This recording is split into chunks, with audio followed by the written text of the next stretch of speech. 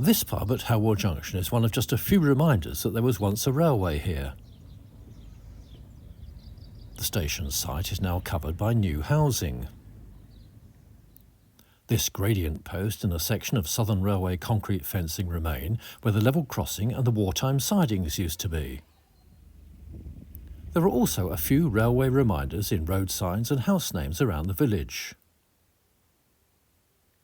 The station here first welcomed passengers in January 1879, when the London and South Western Railway opened a line from its Oakhampton to Plymouth route at Melden Junction towards Holsworthy.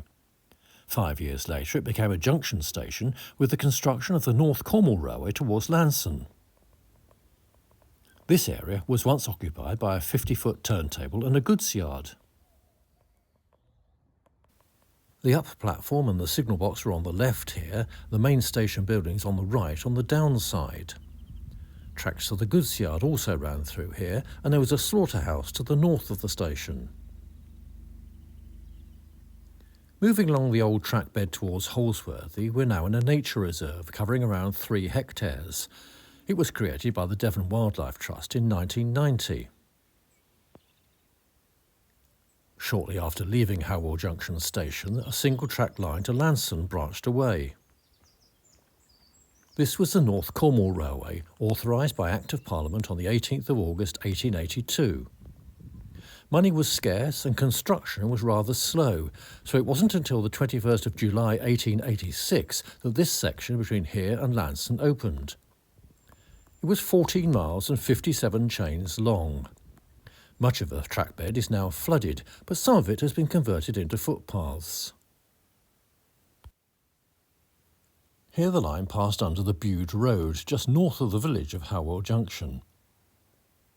By 1899 the North Cornwall line had been extended in stages through Camelford and Weybridge as far as Padstow. In 1914 7 down trains ran on weekdays through here and 5 in the up direction. In 1962 the service was quite similar, 5 down stopping services from Oakhampton on weekdays, 2 of which only went as far as Launceston, the rest going to Padstow. There was also the Atlantic Coast Express, which passed through here at 3:40 in the afternoon, having left Waterloo at 11 o'clock in the morning. In the up direction, the first train of the morning was the Atlantic Coast Express, with through carriages to Waterloo from Padstow, having left at 8:30. This was followed by 3 more stopping services. We're now on the site of the first station at Ashwater. The road's been diverted by the station, leaving the bridge isolated.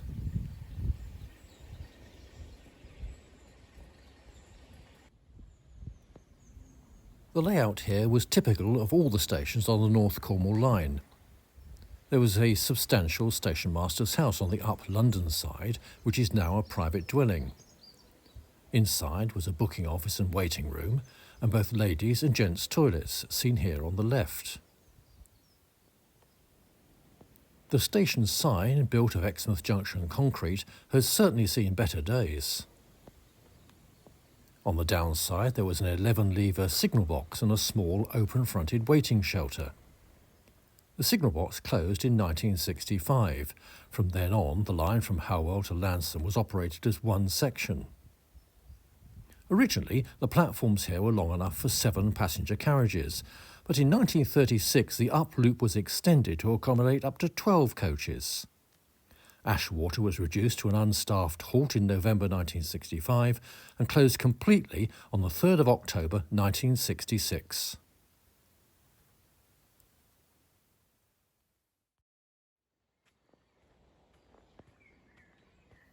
Continuing along the valley of the River Carey, we reached Tower Hill, a station named after a local farm. The nearest village is St Giles on the Heath.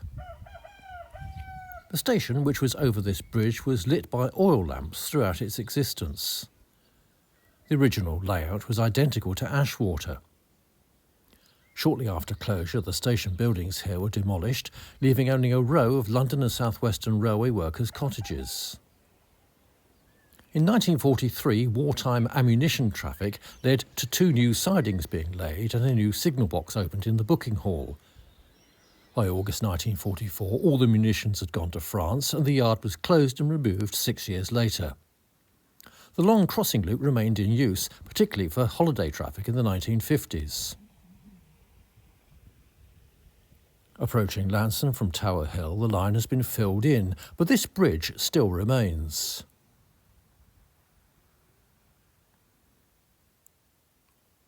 A little further along, and this is where the Southern line from Halwill crossed the Great Western line from Tavistock and Plymouth on the approach to Launceston Station.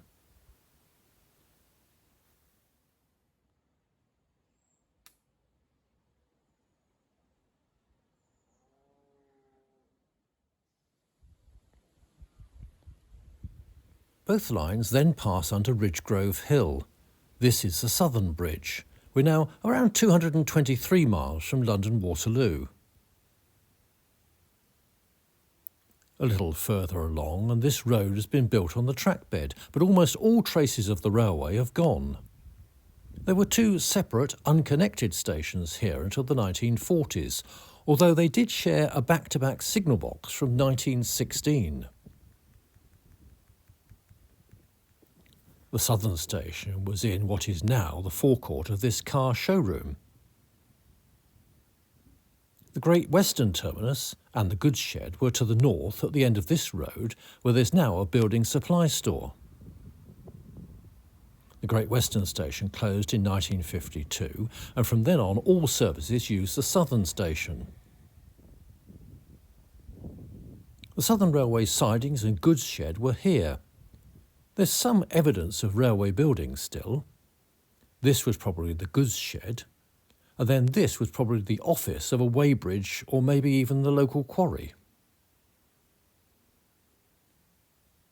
Beyond the Southern Station, the track headed on to the next station at Eggerskerry. Today, the route is used for the next few miles by the Launceston Steam Railway, which started operating in 1983 and reached its current terminus at New Mills 12 years later. Its station building has a canopy from Tavistock North Station. The track came from the Royal Navy depot at Ernesettle, and the rails are a fraction under 2 feet apart. It's now a thriving tourist attraction, operating narrow-gauge engines which originated in Welsh slate quarries. Replica carriages were all built here. This is their oldest locomotive, called Lillian, which dates back to 1883, 3 years before the London and South Western even arrived here.